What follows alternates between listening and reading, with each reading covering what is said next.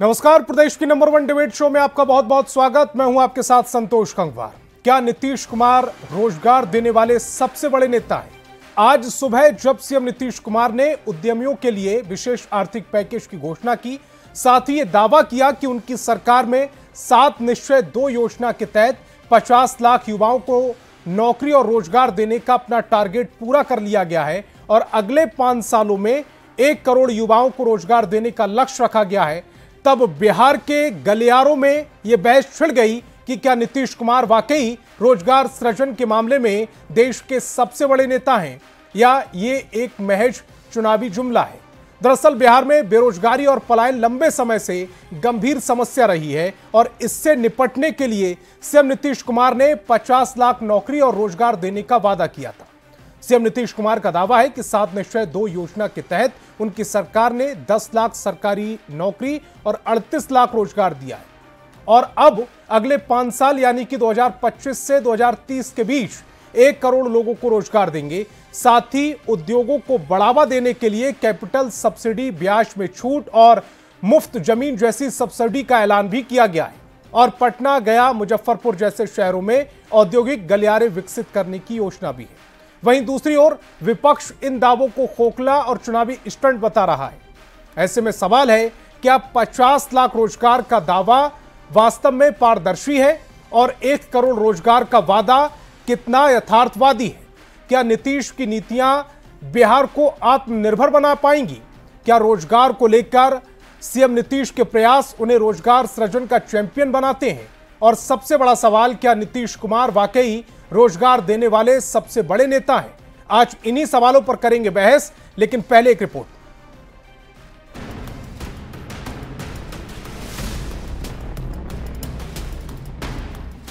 बिहार में नौकरी की बहार है, नीतीश सरकार है, ये नारा बार बार बिहार एनडीए के नेता दोहरा रहे हैं क्योंकि मुख्यमंत्री नीतीश कुमार ने 7 निश्चय पार्ट 2 के लक्ष्य को हासिल कर लिया है।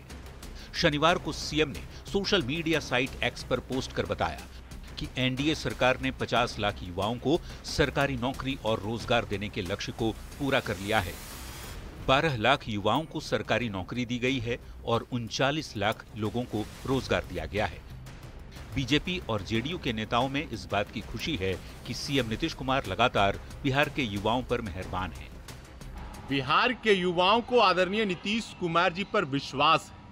आदरणीय नीतीश कुमार जी जो कहते हैं उसे पूरा करके दिखाते हैं। हम जो कहते हैं वह करते हैं। डबल इंजन की सरकार का यह वादा है कि जो जो वादा करेंगे पूरा करेंगे। 50 लाख नौकरी और रोजगार का वादा हमने किया था, उसको पूरा किया। 50 लाख का टारगेट पूरा करने के बाद सीएम नीतीश ने 2030 तक इस लक्ष्य को 2 गुना करने का लक्ष्य रखा है। अगले 5 साल में 1 करोड़ युवाओं को सरकारी नौकरी और रोजगार देने का लक्ष्य तय किया गया है। साल 2030 तक 1 करोड़ युवाओं को नौकरी और रोजगार दिया जाएगा। 2020 से 25 के टारगेट को 2 गुना करने का लक्ष्य निर्धारित किया गया है क्योंकि औद्योगिक क्षेत्र में नौकरी और रोजगार के अवसर बढ़ेंगे।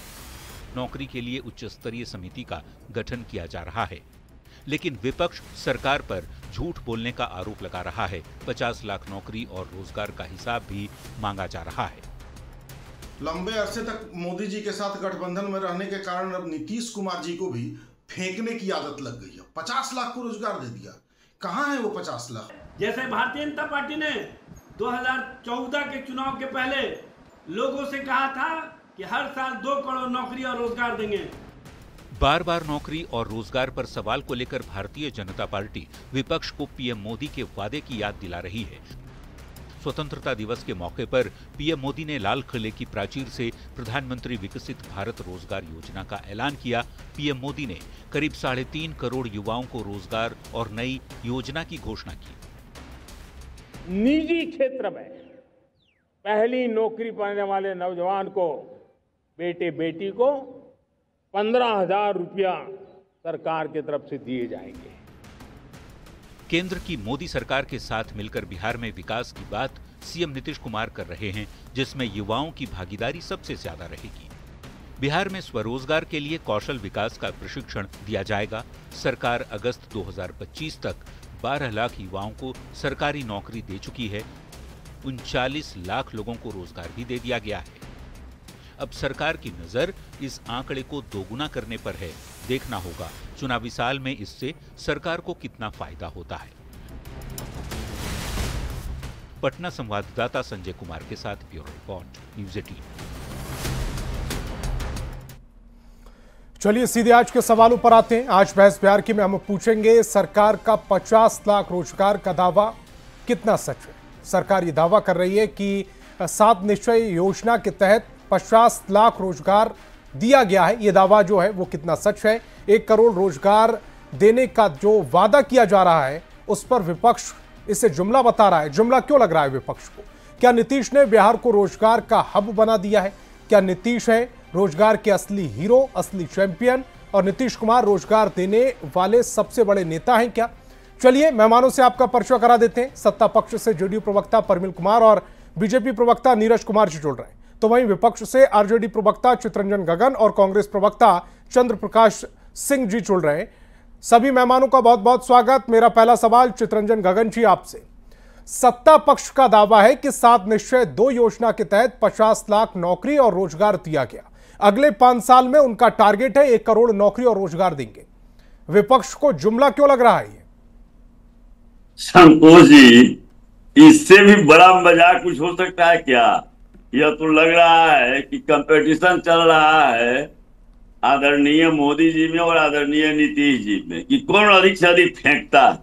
अब फेंकने का कंपटीशन हो गया। मोदी जी ने 2014 में वादा किया था कि मैं प्रति वर्ष 2 करोड़ नौजवानों को नौकरी दूंगा, और हुआ क्या कि जो सबसे बड़ी नियोजन इकाई थी रेलवे, उसमें नियुक्ति बंद कर दी गई। सबसे बड़ी नियोजन इकाई थी सेना, उसमें बंद कर दिया गया। अर्धसैनिक बल में बहाली होती थी बड़ी संख्या में, उसको बंद कर दिया गया। उसी ढंग से अब नीतीश जी बोलने लगे। मैंने 2020 के पहले तो जो सो कभी इन लोगों के मुंह से सुने भी नहीं कि जो है सो रोजगार और नौकरी भी कोई एजेंडा हो सकता है, जनता से जुड़ा हुआ मामला हो सकता है, नौजवानों से जुड़ा हुआ कोई मामला हो सकता है। तो 2020 में आदरणीय तेजस्वी जी ने इसे मुद्दा बनाया, और 2017 में जब उन्हें डिप्टी सीएम बनने का मौका मिला तो उन्होंने करके दिखाया। जो 10 लाख नौजवानों को नौकरी का उन्होंने वादा किया था, तो मात्र 17 महीने के कार्यकाल में 5 लाख नौजवानों को नौकरी मिली, और 5 लाख नौजवानों की नौकरी की प्रक्रिया लगभग पूरी हो गई थी। तब तक जो है नीतीश जी पलटी मारती। अब उसके पहले लोगों को याद है, लोग इतना याददाश्त कमजोर नहीं है बिहार के नौजवानों का और बिहार के लोगों का। जब तेजस्वी जी कह रहे थे 2020 में कि मेरी सरकार बनेगी तो मैं 10 लाख नौजवानों को नौकरी दूंगा, तो जो सो यही नीतीश जी माखौल उड़ाते थे। कहां से लाएगा? बाप के यहाँ से, होटवार से। उस समय होटवार वहां पर रांची में आदरणीय लालू जी थे। लेकिन तो सरकार के पास अपना डेटा है। वो कह रहे हैं कि 12 लाख युवाओं को सरकारी नौकरी दी है, जिसकी तस्वीरें जो नियुक्ति पत्र है वो बांटते हुए आप देखते भी होंगे, और 39 लाख लोगों को रोजगार दिया गया है। संतोष जी, जवानी जमा खर्च जब करना है तो इतना ही का। आप तो देखिए ना, मैंने 50 लाख नौजवानों को नौकरी रोजगार दे दिए, अब फिर 1 करोड़ देने का वादा कर दिए। अब बताइए, मैंने जो सरकार 2005 से सरकार खुद संविदा पर चलती रही है। नीतीश जी मुख्यमंत्री रहे, संविदा के मुख्यमंत्री रहे हैं, कभी जो है सो भाजपा के साथ, कभी जो है सो राजद के साथ तालमेल करके। तो 2005 से यह सरकार संविदा पर रही है, और जो भी बहाली हुई है संविदा पर हुई है। आज भी आप देख लीजिए, आज भी 1-2 नहीं, लगभग 600 से ऊपर। आप ही के डिबेट पर पिछले बार मैंने कहा था, ऐसे विद्यालय हैं जहां पर कि एक भी शिक्षक नहीं है, अस्पताल है वहां पर डॉक्टर नहीं है। कई पीएमसीएच में आप देख लीजिए, भवन तो बन गया, उसमें कमीशन लेना था, भवन बन गया, लेकिन उसमें जो मशीन सब आके रखा हुआ है उसको ऑपरेट करने वाला टेक्नीशियन नहीं है। कई विभाग में तो जो है सो उसका विशेषज्ञ डॉक्टर नहीं है। यह स्थिति है स्वास्थ्य का। शिक्षा का हाल यह है कि जो है सो गुप्त रूप से उसका कोई आंकड़ा सरकार जारी नहीं कर रही है। हजारों स्कूल को दूसरे विद्यालय में टैग कर दिया गया। अब कई विद्यालय अभी भी ऐसे हैं जहां पर कई विषय के शिक्षक नहीं है। आप कह रहे हैं कि कहां बहाली हो गया, कोटा ही ये भी घोटाला है, बहाली वाला घोटाला भी है। तो ठीक है परिमल जी, ये बड़ा आरोप लगा रहे हैं कि बहाली के नाम पर भी घोटाला कर रही है सरकार। बहाली वाला घोटाला, ये 51 लाख जो आप दावा कर रहे हैं कि इतने लोगों को रोजगार दिया गया है, उसको तो ये दरकिनार कर ही रहे हैं, उसको तो निगलेक्ट कर ही रहे हैं। ये भी कह रहे हैं कि उसमें भी घोटाला कर रहे हैं। परिमल जी देखिए, चितरंजन गगन जी जिस पार्टी के प्रवक्ता हैं, उनके नेता जो हैं तेजस्वी जी, उनको ऑब्लाइज होना चाहिए। हमारे नेता ने उनको 34 महीने 24 दिन का रोजगार प्रदान किया। आप समझिए कि हमारे नेता का विजन किस तरह का है। वो सभी को समाहित करने का प्रयास करते हैं और ऑन रिकॉर्ड है। जैसे लालू जी के समय चूंकि कानून व्यवस्था की कोई महत्ता नहीं थी, तो उन्होंने पुलिस बल में कोई बहाली 15 साल में मात्र नहीं सुनिए ना क्यों हम ऑन रिकॉर्ड नहीं ऑन रिकॉर्ड बोल रहे हैं। ऑन रिकॉर्ड की पर्टिकुलरली मात्र कितना 19,000 पुलिस की बहाली लगभग हमारे नेता ने 2,25,000 ऑन रिकॉर्ड पुलिस की बहाली की, and it is likely to be extended, right. On record 6.5 lakh लगभग टीचर्स की बहाली हुई। तो ये जो आरजेडी के प्रवक्ता बोले ये बतलाए ना। अरे आपका देखिए चितरंजन गगन जी, आप सीनियर आदमी हैं, लेकिन आपको बतला दें, अरे आप एकदम ऑन रिकॉर्ड मैं पूरे डेटा के साथ आया हूं। मैं बतला दूं, टीयर फर्स्ट में 1,20,336, टीयर फर्स्ट में 1,20,336, टीयर 2 में 94,661, टीयर 3 में 66,445 ऑन रिकॉर्ड है। आप चैलेंज कर लें।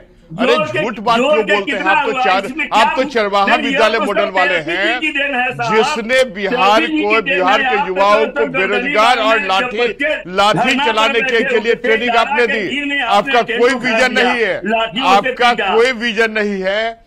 देखिए जिस समय हमारे आदरणीय नेता नीतीश कुमार ने बिहार के दिशा और दशा दोनों को बदल दी। परंपरागत रूप से बिहार सर्विस टेकिंग स्टेट रहा है, अब तो सर्विस गिविंग स्टेट ये हो गया। और विजन आप समझिए कि ये लाठी भांजने वाली संस्कृति नहीं, ये वही गांधी मैदान है जहां लालू प्रसाद यादव जी लाठी भांजने का युवाओं को ट्रेनिंग देके क्रिमिनल बनाने का ट्रेनिंग देते थे, और जिसके कारण बिहार में आतंक राज की स्थापना हुई। ये वही गांधी मैदान है, जहां हमारे नेता लगातार नियुक्ति पत्र बांटते हैं। अपने समय पर बोलिएगा ना, आप अपने समय पर बोले। पुरानी नहीं है, अब आप डिस्टर्ब कर रहे हैं, तो फिर परिमल जी आपको डिस्टर्ब करने लगे, फिर डिबेट कैसे हो गया? देखिए एक्चुअली आरजेडी जो है निर्लजता के सभी सीमा को पार कर चुकी है। न ये समाज के लिए के हित में काम करती है, न जनता के हित में काम करती है, न इसको डेमोक्रेसी में विश्वास है, न डेमोक्रेटिक इंस्टीट्यूशन में विश्वास है। और हमारे नेता चितरंजन गगन जी, हमारे नेता ने तेजस्वी जी को दया करके जो 9वीं फेल हैं, अरे कम से कम चरवाहा विद्यालय से 9वीं पास तो करवा लेते, या फिर इतने नहीं करवा लेते ना। इतने अलग ट्रैक पर जा रही है डिबेट। मैं कांग्रेस प्रवक्ता चंद्र प्रकाश जी को पार्टी के प्रवक्ता, ठीक है, ये अलग ट्रैक पर चलेगी। चंद्र प्रकाश जी, बोलते हैं सरकार की ओर से ये दावा किया जा रहा है कि अगले 5 साल में 1 करोड़ रोजगार दिया जाएगा और 7 निश्चय 2 के तहत 50 लाख लोगों को रोजगार दिया गया है। आपको यकीन क्यों नहीं हो रहा है? देखिए मैं आपको बतलाऊं कि हमारे नेता का जो विजन रहा है ये समझे। ठीक है, आऊंगा आपके पास। 7 निश्चय पार्ट 1 का उद्देश्य था कि युवा संसाधन को सशक्त करना, युवा संसाधन को सशक्त करने का। परिमल जी अपने समय पर बोलेंगे तो डिबेट आगे बढ़ पाएगी। इस तरह से कंटिन्यू बोलने से किसी को कोई फायदा नहीं। लाठी भंजवा के और क्रिमिनल बना के अपने टर्न पर प्लीज सशक्त करने का काम। और जो सेकंड पार्ट था उसमें हमने बड़े पैमाने पर, हमारे नेता ने बड़े पैमाने पर 50,000 से अधिक नौकरी और रोजगार उपलब्ध कराया है। बात को 2-3 बात देखिए, मैं सबसे पहले मैं आपको संतोष, अरे जनता नकार चुकी है, इसलिए आप कभी संवैधानिक संस्था कभी संविधान को आईना दिखलाने का प्रयास करते हैं। डिबेट थोड़े होता है। संतोष जी, आप एक आदमी की बात को सुन लें, एक का पक्ष सुन लें। देखिए मैं तो यही कोशिश कर रहा हूँ। आज का जो डिबेट है ना जी, आज का जो डिबेट है, सबसे पहले मैं न्यूज 18 को इसके लिए बहुत धन्यवाद देना चाहता हूँ कि रोजगार को लेकर के, नौकरी को लेकर के आपने ये डिबेट आयोजित किया है। 2-3 बात आपको भी समझना पड़ेगा, क्योंकि आप मजबूती से लोगों के पक्ष को रखने का मीडिया काम करती है। तो आप ये देखिए जरा, ये जो भी समय है, ये समय बिल्कुल चुनाव का है। तो एक तो चुनाव में चुनावी मुद्दा बना करके आप दे रहे हैं, इसलिए कि पिछले 20 वर्षों ये चुनावी मुद्दा नहीं है, ये युवाओं के परिमल जी बीच में नहीं, परिमल जी बीच में नहीं, युवाओं के भविष्य की बात है। मैं आपको बतलाऊं, मैं 2-4 सरकार ने हमारे परिमल जी, मैंने आपसे सवाल पूछा क्या कि 2025 या आपको बोलने बीच में बोलने के लिए बोला को रोजगार दिए जाएंगे, और उसके लिए हम लोगों ने एक्सरसाइज भी शुरू किया। बिहार में जन नायक कर्पूरी ठाकुर कौशल विकास विश्वविद्यालय की स्थापना की जा रही है। इतने लोग पर्टिकुलर स्किल्ड होंगे कि बड़े पैमाने पर उनको रोजगार उपलब्ध होंगे। इनका मॉडल नहीं, ये लोग तो बेसिक रूप से बात कर रहे हैं, विजनलेस पर्सन। महागठबंधन का कोई विजन नहीं, कोई एजेंडा नहीं। जो डेमोक्रेटिक वैल्यू एंड जो आइडियल्स हैं उनको वो तार करने पर तुले हुए हैं। और जन कल्याण की जहां तक भूमिका है, आप समझिए कि ऐसे भी महागठबंधन जो है वो भ्रष्टाचारियों का कुनबा है। मेरी टीम एक बार जरा परिमल जी से कांटेक्ट करने की कोशिश करे और उन्हें समझाए कि डिबेट किस तरह से होनी है। बीच में लगातार इंटरप्ट करने से मुझे उन्हें स्क्रीन से हटाना पड़ेगा, माफी के साथ। कसा हुआ है, उससे निकलने की बात करते हैं। सरकार ने नौकरी घटाई है, बिहार में नौकरी बढ़ी नहीं है, ये बिल्कुल गलत है। इनसे पूछे कि लालू जी के 15 अरे परिमल जी, आप शांत होंगे तो पूछूंगा ना मैं। कांस्टेबल की भर्ती हुई मात्र 19,000। आप मेरे साथ पहली बार डिबेट कर रहे हैं क्या परिमल जी? कितने शिक्षक की नियुक्ति? 33,000। आप किसी और चैनल का एजेंडा यहाँ चलाने की कोशिश कर रहे हैं। मुख्यमंत्री चंद्र प्रकाश जी, मेरा सवाल यह है कि आप कह रहे हैं कि कोई रोजगार नहीं दिया गया, लेकिन मेरे पास जो डेटा है उसमें बिहार पुलिस कांस्टेबल भर्ती में 8,415 से ज्यादा भर्तियां हुई हैं। बिहार शिक्षक भर्ती में 69वीं और 70वीं संयुक्त परीक्षा के तहत भर्तियां हुई हैं। स्वास्थ्य विभाग में एएनएम, जीएनएम के तहत भर्तियां हुई हैं, कोविड काल के दौरान भी हुई। बीएसएससी, बीपीएससी के तहत भर्तियां हुई हैं। तो ये क्या है फिर? 25 वर्ष में 25.5। ये बताने की जरूरत नहीं है। ठीक है, इन दोनों की आवाज डाउन। नीरज जी को स्क्रीन पर लेकर आए, आप आपस में चर्चा कर लीजिएगा सर। उसके बाद जब समय लगे आपको, मेरे सवाल अगर महत्वपूर्ण लगे आपको, जनता के अगर सवाल महत्वपूर्ण लगे तो उसके बाद जवाब दे दीजिएगा। नीरज जी को स्क्रीन पर लेकर आए। नीरज जी, मेरी बात सुन लीजिए। एक तरफ आपकी ओर से दावा किया जा रहा है कि 51 लाख लोगों को रोजगार दिया जा रहा है, दे दिया गया, और 1 करोड़ का आप वादा कर रहे हैं, और दूसरी तरफ ये कह रहे हैं कि चुनाव नजदीक है, इस तरह की घोषणाएं हो रही हैं। मेरा सवाल यह है कि चुनाव से पहले जाने से पहले ही अपना रोड मैप दिया जाता है सरकार की ओर से या विपक्ष की ओर से, और उसी के तहत आपको वोट मिलता है। पहले भी थोड़ा लेके चलता हूँ, थोड़ा मुझे उम्मीद है कि कोई डिस्टर्ब नहीं करेगी। 2005 से जब बिहार में विकास का नींव रखा जाने लगा तो उसके पहले तो बिहार का विनाशी हो रहा। 2005 से 2020 तक भी, अभी का मैं बात में आऊंगा, 2005 से 2020 तक बिहार में 8 लाख नौकरियां दी गई। इसके अलावा लगभग 1.5 लाख टोला शिक्षक, जिसको हम लोग इसमें नहीं जोड़ रहे हैं, उसकी भी नियुक्ति की गई। यह ऐतिहासिक काम बिहार की अर्थव्यवस्था को पटरी पर लाने वाला रहा और बिहार की युवाओं में विश्वास जगाने वाला रहा, उनको आत्मनिर्भर करने वाला रहा। फिर 20 से 25 के बीच में 12 लाख नौकरियां और लगभग 39 लाख रोजगार, यानी कुल मिला के जोड़ते हैं तो सारे 22 लाख नौकरी और रोजगार 2005 से लेकर आज तक में ये होता है। इसके अलावा केंद्रीय नौकरियां, केंद्रीय जो हो रही है वो अलग हो रही है। तो निश्चित रूप से ये सिर्फ योजना नहीं, एक क्रांति है जो बिहार के युवक और युवतियों को आत्मनिर्भर बना रही है। 22.5 लाख सरकारी नौकरी देने का रिकॉर्ड किसी भी अन्य राज्य का नहीं है साहब, ये भी जान लीजिए। किसी भी अन्य राज्य का नहीं है। किसी भी अन्य राज्य की तुलना में सबसे तेज गति से नौकरी देने वाला राज्य अगर कोई है और रोजगार सृजन करने वाला राज्य कोई है तो वह बिहार है। महिला सशक्तिकरण के मामले में तो क्या ये मान के चलूं कि अगले 5 सालों में जो पलायन की समस्या है बिहार से, जिसको सभी राजनीतिक पार्टियां चुनावी मुद्दा भी बनाने की कोशिश करती है, वो खत्म हो जाएगा अगले 5 साल में? निश्चित रूप से खत्म हो जाएगा। मैं आपको पलायन का एक आंकड़ा देता हूं, इसके बाद आ रहा हूं। श्रम मंत्रालय का ये आंकड़ा है, श्रम मंत्रालय का। जब महागठबंधन की सरकार बिहार में थी, जब उसने जातीय सर्वे कराया था तो उसने सुन लीजिए साहब, उसने जो श्रम मंत्रालय पर जो पोर्टल पर जो रजिस्टर्ड है श्रमिक, वो है करीब 2 करोड़ 93 लाख, जिसमें दिखाया गया है कि 53,72,168 लोग ही बाहर रोजगार कर रहे हैं, बाकी बिहार में ही कर रहे हैं। और उसमें रोजगार के लिए 47,96,168 और शिक्षा के लिए 5,78,754 लोग बाहर गए हुए हैं। तो निश्चित रूप से पलायन में बहुत भारी गिरावट आई है। एक बात यहाँ देखने वाली यह भी है कि बिहार की आबादी है लगभग 14 करोड़ और 40% यहाँ की जो आबादी है वो 40 साल से कम उम्र की है, जिनको की रोजगार नौकरी में जिनको भागीदारी मिल रही है।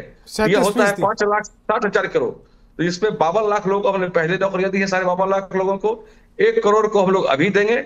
इसमें महिला को भी हम लोग शामिल कर रहे हैं, महिलाओं को आरक्षण दे रहे हैं, जो कि हमारी जो लिंग अनुपात है उसको भी बैलेंस करता है और सामाजिक समावेशिता को भी बढ़ाता है। तो निश्चित रूप से इस तरह से चीजें बिहार में ही देश से पहली बार हुई है। और जब मैं कर्पूरी ठाकुर विश्वविद्यालय की स्थापना से कौशल विकास के क्षेत्र में भी हम नया मुकाम हासिल करने जा रहे हैं। यहाँ के युवा स्किलफुल होकर के आत्मनिर्भर बनेंगे और इंटर्नशिप के दौरान ही मुख्यमंत्री जी उनको 4 से 6,000 रुपये का स्टाइपेंड भी देंगे। उनका भविष्य लोग सुरक्षित करने का काम। एक बात और जान लीजिए सर, बहुत महत्वपूर्ण बात है कि जहां राष्ट्रीय बेरोजगारी दर 23.5% है, वही एनडीए के शासन में बेरोजगार का सृजन दर अन्य राज्यों की तुलना में बहुत अधिक है, लगभग 84%। यह दर्शाता है कि एनडीए बिहार के पिछड़ेपन से निकालकर राष्ट्रीय दर पर लगातार विकास का मिसाल। आ रहा हूं आपके पास। चंद्र प्रकाश जी, आपकी बात अधूरी रह गई थी, अपनी बात पूरी कीजिएगा, उसके बाद आ रहा हूं आपके पास। भाई तो वही तो मैं चंद्र प्रकाश जी, मैं देखिए जैसे इनकी आवाज को आपने बिना किसी इंटरप्शन के सुनवाया। चंद्र प्रकाश जी से एक बात स्पष्ट करवा लें कि क्या ये सफेद झूठ बोलने के लिए इस तरह से परिमल जी की आदत हो गई है डिबेट ना बढ़ने देना। परिमल जी, आप अपने टर्न पर बोलिएगा, आपको कोई रोकता है बोलने से? सुधारिए संतोष जी। देखिए, बहुत चंद्रकांत जी, नौकरी का विवरण सामान्य रूप से जो आप एजेंडा चला रहे हैं ये सराहनीय है। मेरे पास सारे आंकड़े हैं, मेरे पास बोला है ना, ये 22 लाख नियुक्तियां जो की हैं या 12 लाख जो भी नियुक्ति 2005 से 2020 का, ये केवल गिनती गिना रहे हैं। कहां है? कम से कम उसका चार्ट निकालिए ना, कितनी नियुक्तियां दी है। क्यों नहीं विज्ञापन के रूप में अखबार में छपवा देते हैं? कहां नियुक्ति हुई है? 2 लाख सुन लीजिए, पहले सुनिए नीरज जी, अपने समय पर नोट कर लीजिएगा, उसके बाद अपने समय पर बोलिएगा। सुन लीजिए, 2 लाख के बदले 20 लाख मत बोली। नियोजित शिक्षक पहले से थे कि नहीं संतोष जी? नियोजित शिक्षक को आपने नियमित किया तो उसको नई नियुक्ति में गिन रहे हैं। और 2018 में पूरे बिहार में चतुर्थ वर्गीय पदों को खत्म करके जितने लोग रिटायर कर रहे हैं उनकी फ्रेश नियुक्ति नहीं हो रही है। मतलब हुआ कि वो नियुक्तियां घट रही हैं। मैं आपको बता रहा हूं, एक जगह का उदाहरण दे रहा हूं।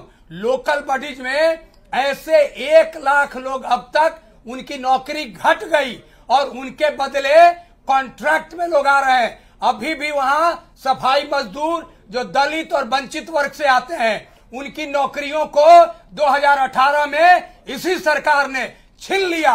सारे पदों को समाप्त करके और बता दिया कि दलित और वंचित वर्ग के लोग कभी सरकारी नौकरी सफाई मजदूर के रूप में नहीं पा सकते हैं। आरक्षण का नाटक करने वाले सरकार के प्रतिनिधियों से, मंत्री से पूछिए कि आरक्षण का जो दुहाई देते हैं, क्यों इनकी नौकरियों को खत्म किया। एक सवाल मेरा यह है। और मैं दूसरा बात कहता हूं कि रोजगार के सवाल पर बात कर रहे हैं। रोजगार का मतलब पहले बताइए, कहां रोजगार आपने दिया?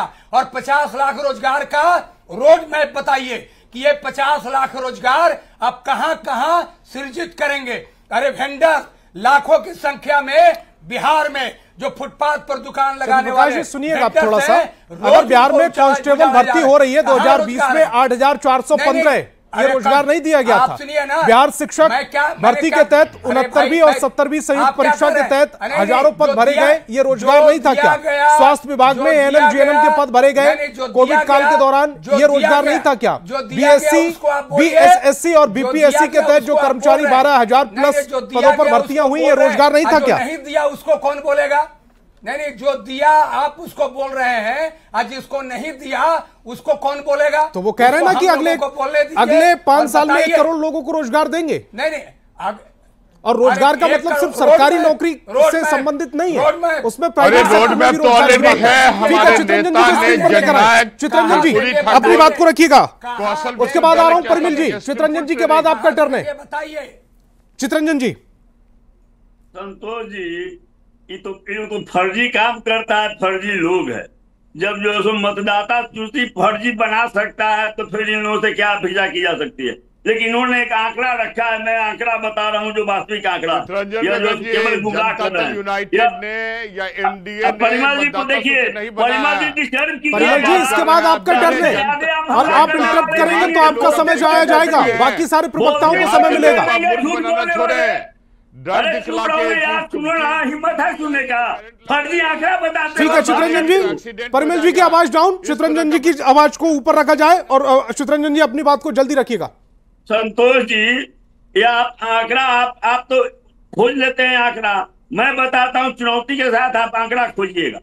देखिए, पहली बात तो ये लोग तो केवल फर्जी कर रहे हैं। पार्लियामेंट में भारत सरकार ने कहा कि 3 करोड़ लोग बिहार से पलायन किए हैं। राजद के माननीय सांसद संजय यादव जी ने राज्यसभा में सवाल किया था, कहा गया ऑन द फ्लोर 3 करोड़ लोग बिहार से पलायन।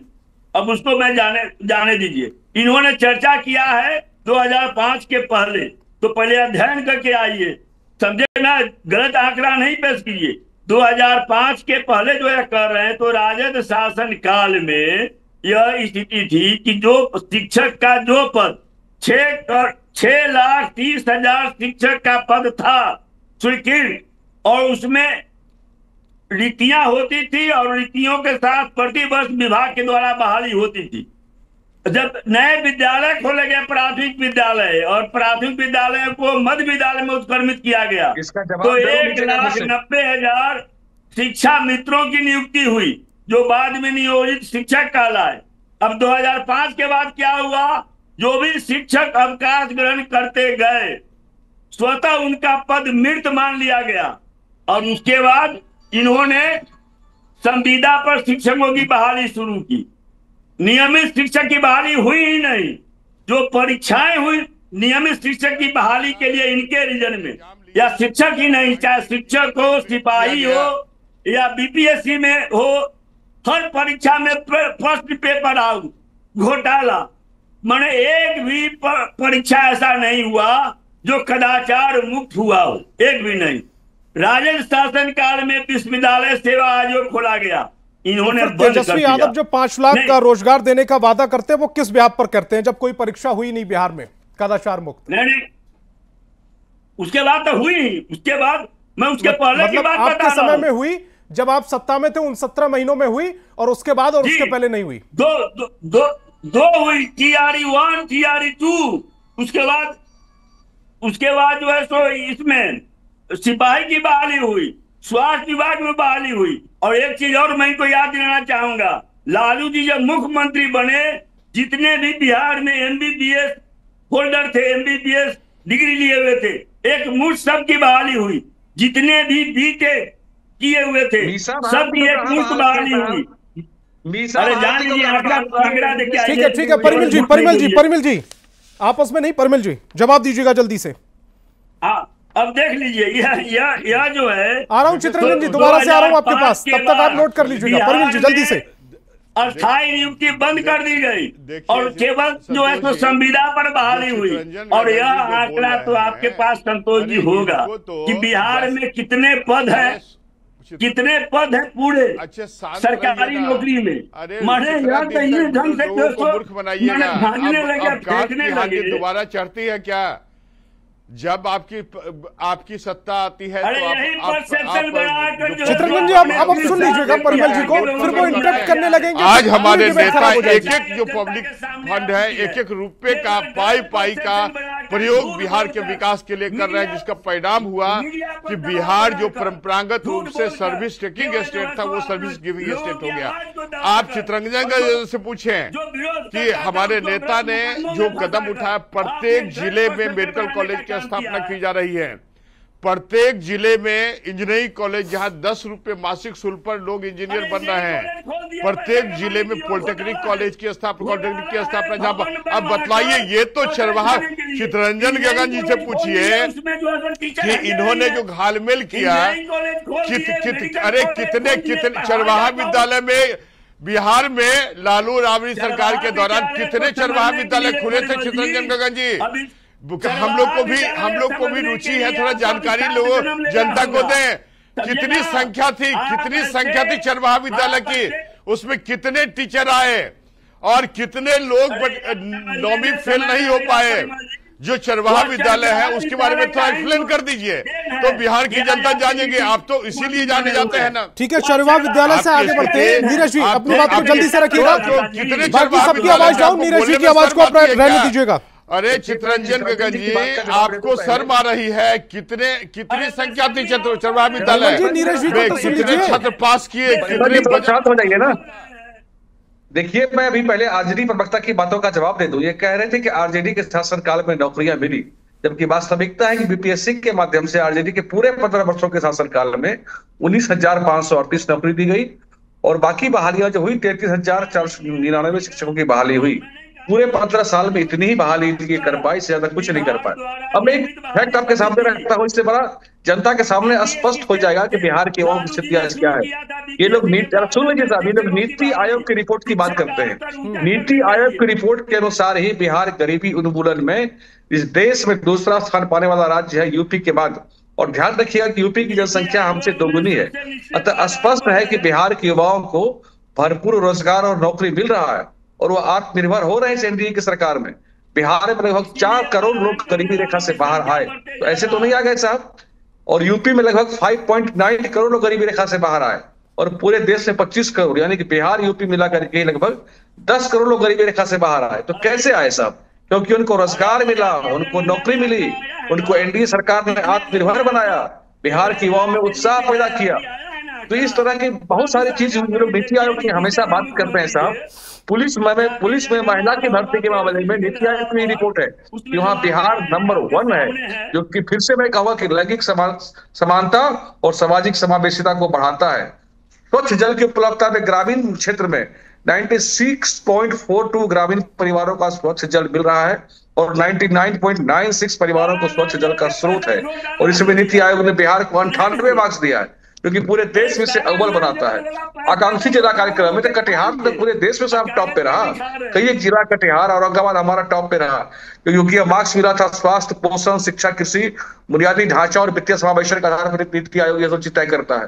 तो यह स्पष्ट दर्शाता है कि बिहार आगे बढ़ रहा है। जिस बिहार के लोग पाताल में लेके चले गए थे, तो विनाश काल बिहार। चंद्र प्रकाश जी, और ग्रामीण 4 करोड़ लोग अगर गरीबी रेखा से बाहर आए हैं तो वो कैसे आए? रोजगार मिला तभी आए बाहर, और नीति आयोग का आंकड़ा है ये तो। संतोष जी, देखिए संतोष जी, डिबेट का टाइम बड़ी मतलब एक लिमिटेड समय होता है, लेकिन मैं आपको बता रहा हूं जो गरीबी रेखा का जो गान गाती है ना सरकार कि गरीबी रेखा से 4 करोड़ लोग ऊपर बाहर निकल गए। आप बताइए कि नरेंद्र मोदी जी बिहार में ही आ रहे हैं, बिहार में आ रहे हैं। मोदी जी पूरे देश के प्रधानमंत्री हैं और वो आज भी सीना ठोक के कहते हैं कि 80 करोड़ लोगों को, वो 2014 में भी बोलते थे और 2025 में भी बोल रहे हैं कि 80 करोड़ लोगों को हम मुफ्त में अनाज दे रहे हैं। मतलब कि बिजली बांटने की घोषणा करें वो ठीक, खाने के लिए आप मुफ्त में बिजली बांटने की घोषणा करें वो ठीक, अगर किसी को मुफ्त में इलाज मिल रहा है, काउंटर खाना मिल रहा है तो ये गलत बात है। संतोष जी, आप काउंटर सवाल इस तरह से नहीं कर सकते हैं कि हम क्या बांट रहे हैं। हम तो उनको बोल रहे हैं ना, आपने कहा ना कि गरीबी रेखा से बात कर रहा हूँ या बिहार से बाहर निकल गए। इन लोगों की तो प्रवृत्ति रही। इंदिरा गांधी ने गरीबी हटाओ का नारा दिया, लेकिन गरीबों को ही समाप्त करने का प्रयास इन्होंने किया। अनाज कब दिया गया था? ठीक है चंद्र प्रकाश जी, अनाज कब दिया गया था? विश्वव्यापी है, परिमल जी प्लीज, स्टैंडर्ड का है। चंद्र प्रकाश जी, अनाज कब फ्री में देने की घोषणा हुई थी सबसे पहले? इंदिरा गांधी का एजेंडा रहा था। बाकी सबकी डाउन, बाकी सबकी आवाज डाउन, चंद्र प्रकाश जी की आवाज को अप रखें और स्टूडियो की आवाज भी बढ़ा दें जी। नहीं, सुन लीजिए ना कि आप देख लीजिए जरा कि 2 करोड़ रोजगार का वादा किया 2014 में। आप जरा बताइए ना कि 2014 से लेकर 2025 तक 2 करोड़ रोजगार इतने दिनों में भी मिला कि नहीं मिला? 2 बरस की तो बात छोड़ दीजिए। एक दूसरी बात मैंने क्या कहा, मैंने कहा कि अगर गरीबी रेखा से लोग बाहर जा रहे हैं तो हमको जरा बता दीजिए कि आखिर गरीबी रेखा से बाहर जाने का मापदंड सरकार प्रकाशित कर दे कि कौन गरीबी रेखा से नीचे है और गरीबी रेखा से बाहर जाने का मापदंड क्या है। पोल खुल जाएगा, उसी दिन पोल खुल जाएगा कि ये 4 करोड़ लोग कौन है। ये नकली डाटा है, ये नकली डाटा है जो सरकार लोगों को भ्रम फैला करके करती है। एक अरे गरीबी रेखा से बाहर गए हैं लोग तो मुफ्त में अनाज देने का क्या जरूरत है? आप उनको रोजगार दीजिए, उनको कोई रोजी रोटी का उनको कोई रास्ता दीजिए। आप मुफ्त अनाज देने की बात क्यों करते हैं? इसलिए हम ये कह रहे हैं, एक ही नारा ये दे रहे हैं, रोजगार देंगे, रोजगार देंगे। अरे कहाँ दिया रोजगार भाई? बिहार में पलायन की स्थिति आप मिला लीजिए कि 2005 में पलायन की स्थिति क्या थी और 2025 में पलायन की स्थिति क्या है। 20 वर्षों में क्या पलायन की स्थिति बदली है? कमी आई है? नहीं आई है, बिल्कुल नहीं आई है, बिल्कुल नहीं आई है। और पलायन बढ़ी है। अरे चीनी मिलों को आपने अभी तक खोला नहीं, जूट मिल बंद हो गए। चंद्रप्रकाश जी, आप जितनी भी बातें कर रहे हैं ना, इस पे सब पे काउंटर क्वेश्चन बन रहा है। अब सवाल ये है कि आप चीनी मिल की बात लेकर आए, आप खोला नहीं, तो बंद किसने किया? किसने किया बंद? बंद किसने किया? इनके बंद किया तो ये बंद हो, अगर बंद ना होती तो खोलने की नौबत क्यों आती? इनके टाइम। अरे नहीं तो आप रोजगार देने की बात क्यों कर रहे हैं? फिर आप खोलेंगे मिल नहीं, खोलेंगे उद्योग नहीं, तो रोजगार कहाँ मिलेगा? तो बंद है, इनके टाइम में बंद हुआ। कमाल करते हैं, मतलब आप फ्री की घोषणा करें वो ठीक, और किसी को अनाज फ्री में मिल रहा है तो इस पर आपको ऑब्जेक्शन है। आप रोजगार का दावा करते हैं कि हमने 5 लाख लोगों को रोजगार दिया, ठीक। इन्होंने कह दिया कि हमने इतने लोगों को रोजगार दिया और डेटा के साथ कह रहे हैं, तो ये झूठ बोल रहे हैं। परिमल जी जल्दी से काउंटर, उसके बाद मैं आ रहा हूं चित्ररंजन जी आपके पास। डाटा कहाँ है? अरे पूरा डेटा है, डेटा हम मैं आपको भेज दूं क्या? फ्लश करेंगे टेलीविजन चैनल पर। विज्ञापन छपवाइए अखबार में, डाटा विज्ञापन छपवाइए अखबार में, पोल खुल जाएगा। सरकार को उसी ठीक है, परिमल जी को अपनी बात को रखने दीजिएगा, डेटा दे रहे हैं वो। उसके बाद आ रहा हूं चित्ररंजन जी आपके पास। परिमल जी जल्दी से। अरे ये डाटा नहीं है, ये फर्जी डाटा है। अखबार में देखिए संतोष जी, अखबार में अक्सर दिक्कत ये है कि अब तो सुप्रीम कोर्ट भी कह चुका है कि विपक्ष को हर चीज में शक करने की आदत हो गई है। ये तो सुप्रीम कोर्ट की टिप्पणी है अभी हाल में।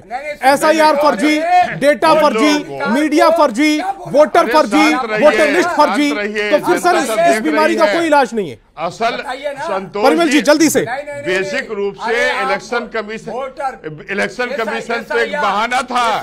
बेसिकली इनको अपने 2025 के आने वाले चुनाव में हार का डर सता रहा है, तो कोई न कोई फेस डिवाइस होगा ना, इसीलिए इन्होंने इलेक्शन कमीशन का विरोध करना प्रारंभ किया। देखिए संतोष जी, हम लोग भी चाहते हैं कि प्रत्येक वोटर्स के अधिकार सुनिश्चित, वोटिंग राइट सुनिश्चित हो। हम लोग भी चाहते हैं कि जो जेन्युइन वोटर है उनका नाम नहीं कटे। लेकिन सर आपके पास डेटा है नौकरी को लेकर, किस तरह बिहार में हमारे आदरणीय नेता नीतीश कुमार के रोजगार और 12 लाख सरकारी नौकरी का और समृद्धीकरण की सुनामी चल रही है। SIR पर डिबेट नहीं हो रही है, पिछले 5 से 7 दिन हम लगातार SIR पर ही डिबेट कर रहे हैं। अरे संतोष जी कहावत है ना, रोपे पेड़ बबूल के, तो वही स्थिति लालू जी की है, राजद की है। उन्होंने चरवाहा विद्यालय की स्थापना की थी अपने शासन के दौरान। परिणाम हुआ कि पैसा के बल पर उन्होंने DPS पब्लिक स्कूल दिल्ली में अपने पुत्र को भेजा और 9वीं भी फेल नहीं कर गए।